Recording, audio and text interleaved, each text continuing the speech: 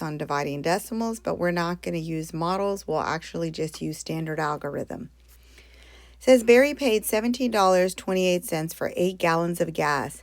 How much did Barry pay for 1 gallon of gas? So what we want to do is actually divide. So it's $17.28, and we're dividing by 8. So I recommend, since this is new to students, dividing by decimals or dividing decimals by whole numbers, just to rewrite it, ignoring the decimal and going back and put it in there. 8 doesn't go into 1, but it goes into 17, and it goes in twice. 2 groups of 8 is 16, which is we'll subtract. Bring down the 2. Our new division problem is 12 divided by 8, which is 1.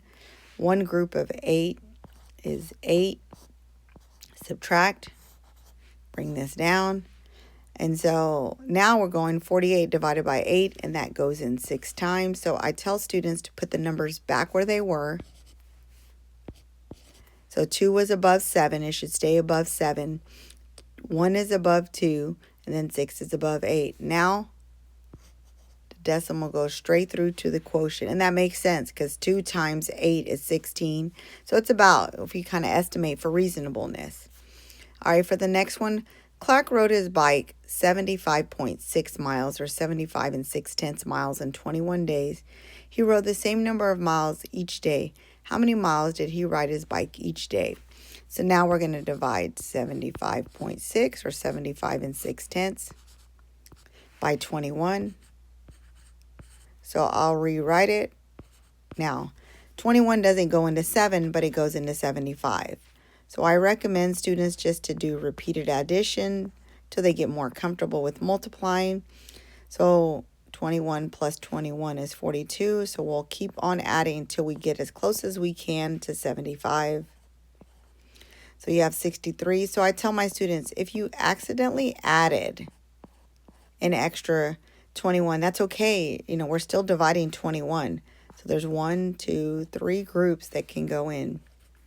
3 groups of 21 will give us 63.